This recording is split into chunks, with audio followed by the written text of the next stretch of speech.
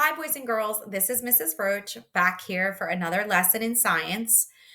Before we get started today, I just want to make sure that you are ready for learning, that you are in a quiet space, that you have a pencil and a notebook to write with.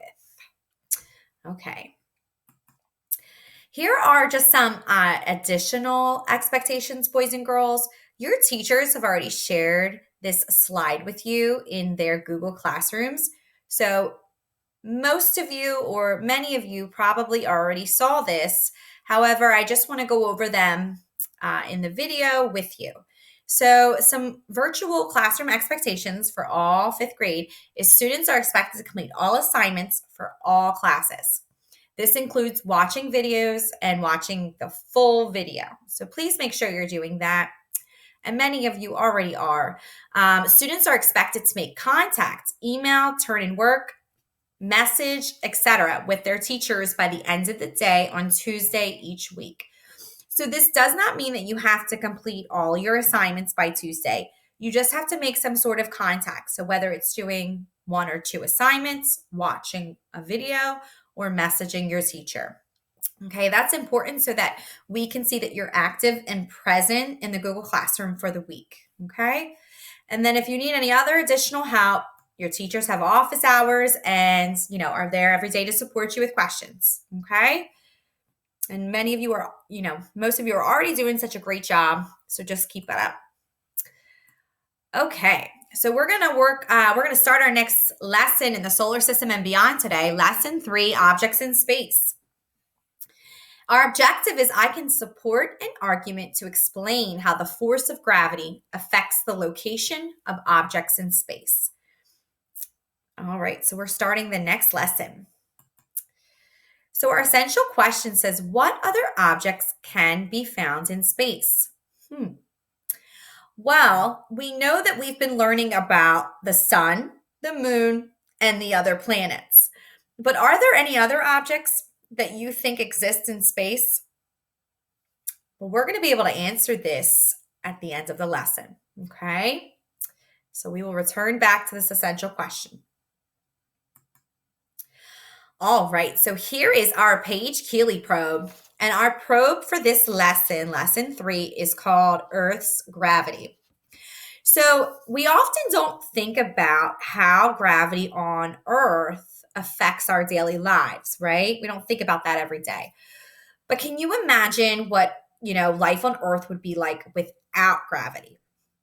Well, for one example, without gravity, we would not be able to keep our feet on the ground, okay? Objects would be flying right into space from Earth without gravity. So we already know it's very important for life on Earth here. And so we're going to read this Page-Keeley probe together. But before we do, I want you to think about this question. Do you think gravity only pulls on things that are on or near Earth? Or do you think it pulls on other things? Okay, so here is our Page-Keeley. And 4 friends have different opinions about gravity on Earth. So I just want you to listen to the Page-Keeley probe now. Then you're going to pick one friend that you agree with and then explain why, like we've done with the past lessons. Okay, so just listen for now. It says 4 friends were talking about gravity. They each had different ideas. This is what they said. Angie says, I think Earth's gravity only pulls on things that are close to Earth's surface. Tamara says, I think Earth's gravity only pulls on things that are close to the Earth and in Earth's atmosphere. Carlo says, I think Earth's gravity pulls on things close to the Earth, including some things in space. Mei-Ling thinks that Earth's gravity pulls everything in the solar system toward it. Okay, so who do you think you agree with? Who do you agree with most? And explain why you agree. We're going to do this activity on the next slide, okay? All right, so here is the probe again. All right, I'm going to ask you to reread the 4 friends' opinions. and pick who you agree with most and explain why. Try to explain why in your science copybook. So please pause and do this activity now.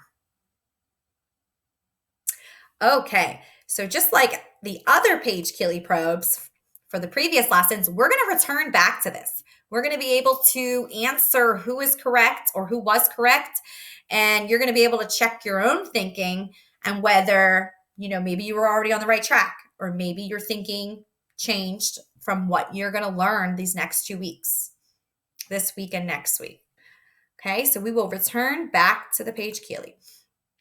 All right, it's time for our science in the world connection.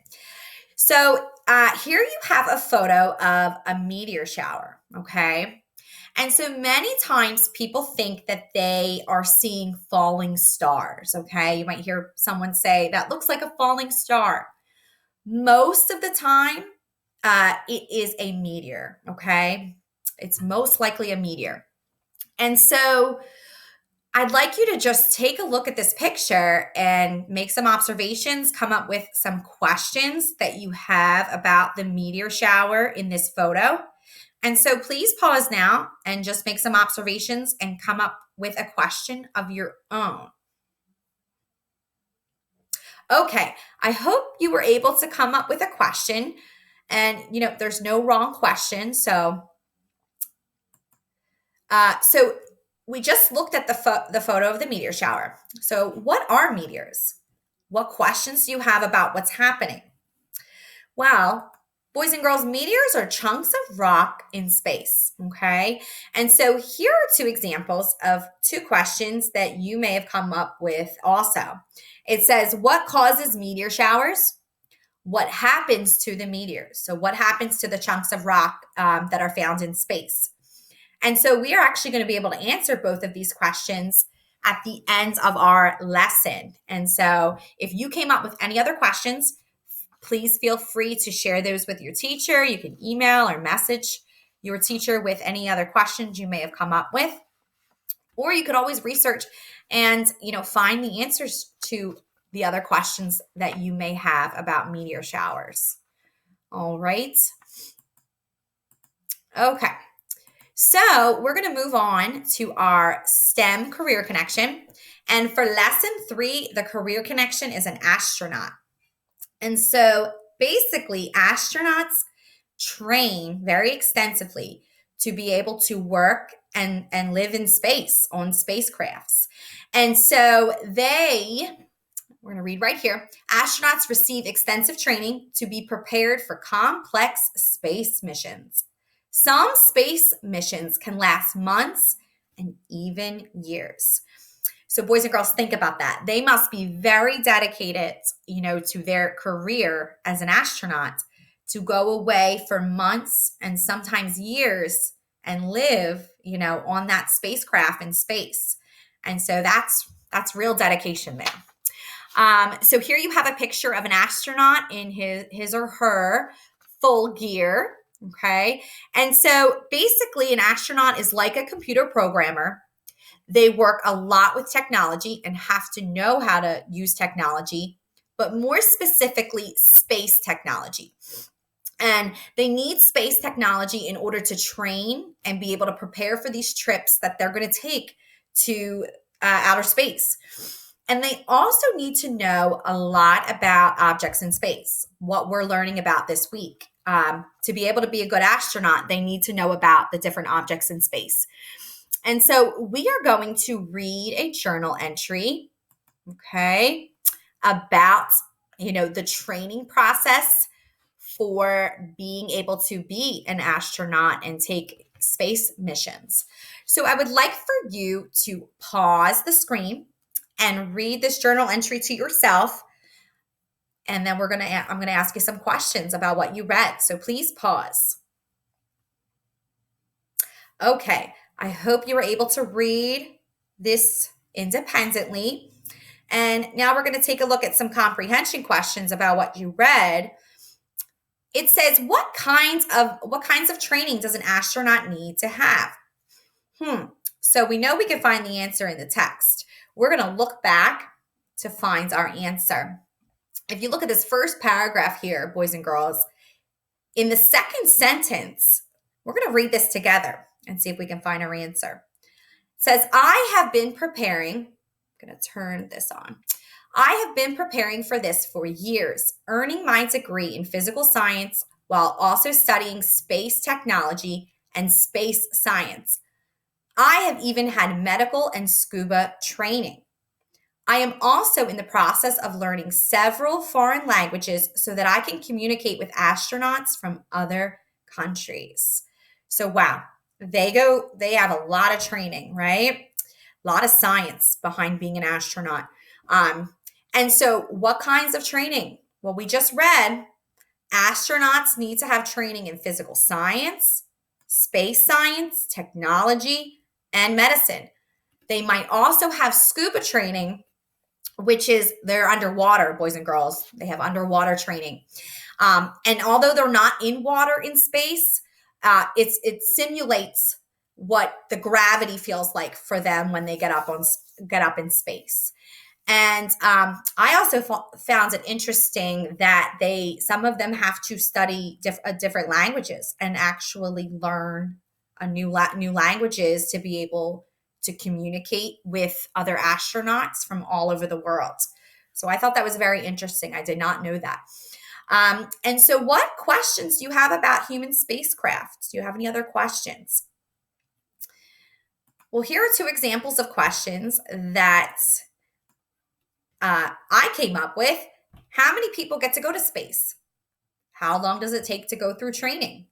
These might be similar to some questions that you're thinking about as well about what we just read. And so if you want, this is an optional activity to do some independent research and look up the answers to these questions and see how long the training process is to become an astronaut, especially if you're interested. And, how many people at once get to go to space.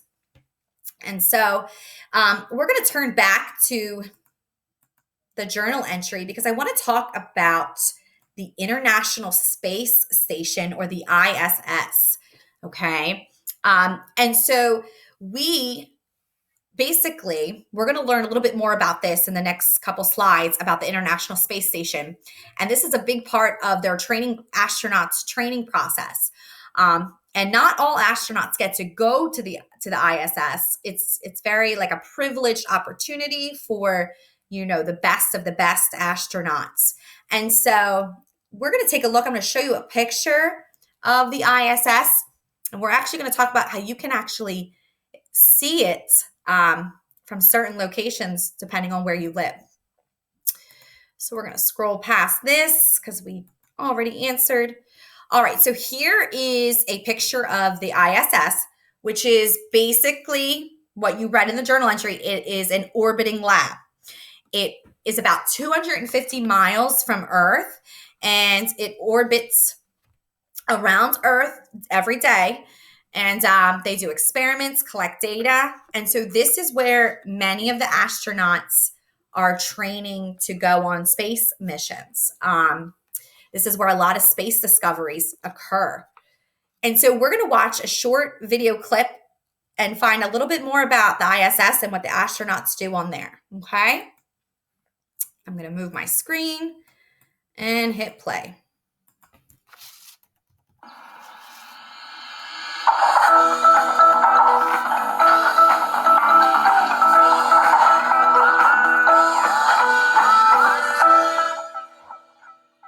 Have you ever been on a really long trip and it felt like it took forever to get where you're going? Well, how would you like to take a long trip into space? That might sound like something you've read about in a book or seen in a movie, but for a select few people, it's real life. I'm talking about the astronauts who live in space for months at a time on the International Space Station. The International Space Station, or ISS for short, is in orbit above Earth.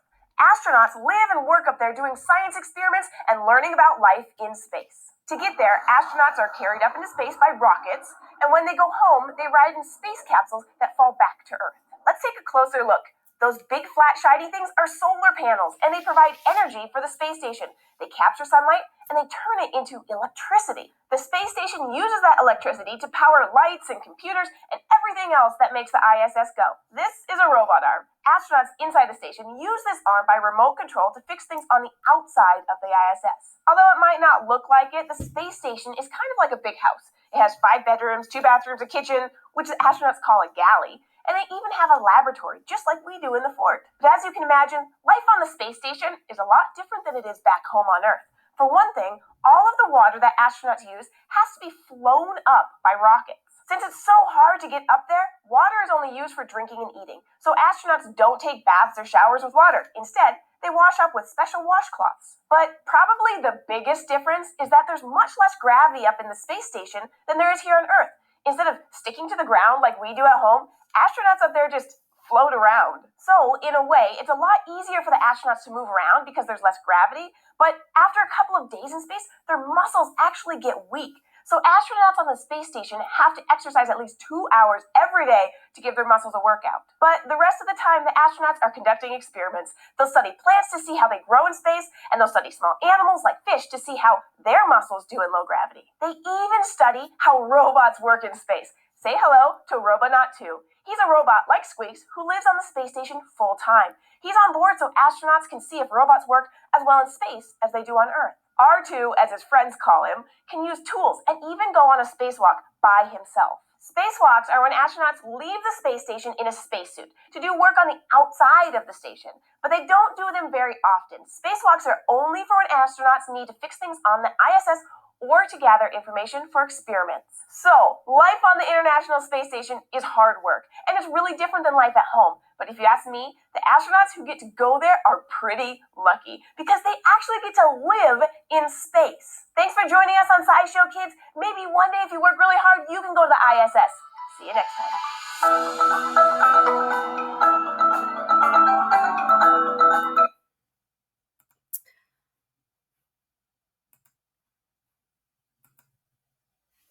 Okay, so we were able to listen to some more information, boys and girls, about the purpose for the ISS, which they mentioned doing experiments with to see if plants can survive in space and small animals. I also thought it was interesting how if they don't exercise for 2 hours a day, they begin to lose their muscles, which I thought was pretty interesting. All right, so we are, sorry, boys and girls. We're going to move on to the next slide. All right, so I found an interesting website that your teachers are going to share with you separately. So you can't click on this link from the video.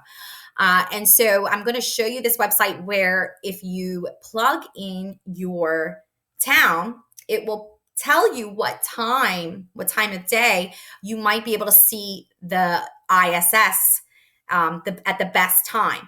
And so you can actually see the International Space Station from the sky. And that is because it looks basically like a really bright star. So you may have seen it. You may have seen it and didn't realize it. So I'm going to show you the website, and then we'll share this link with you, if you want to do this separately as an activity.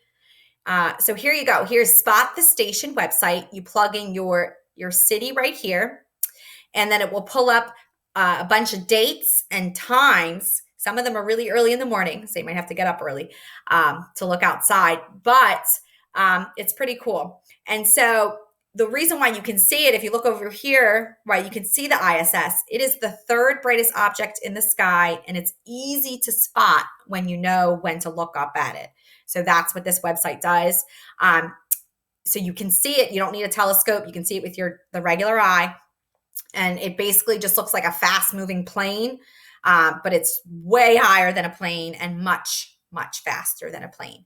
So we will share that with you separately, be a separate link. All right, we're back to our essential question, and we're going to try to answer it based off of what we've learned today, and then we'll return back to it with the next lesson next week. So, the essential question, what other objects can be found in space? We already know planets, moons, the moon and the sun, right? And, the sun's a star. And so, what other objects then? Well, comets, asteroids, meteors, which we talked about today, and galaxies are also other objects that we are going to learn about that can be found in space. So we're going to learn next week, about the characteristics of these other objects, and so that's what we're going to be working on next week. All right. So that wraps up our lesson for today, boys and girls. Here's our science joke of the week. It says, "Why does a Mars rock taste better than an Earth rock?" Well, it's a little meteor. Okay, so boys and girls, that's it for today. Please make sure you watch the second video, which is the science lab that goes along with this lesson. And then don't forget to do both the assignments for this week, for every week, and submit to your teachers. And then I will see you, boys and girls, next week with our next lesson. Keep up the good work. Bye-bye.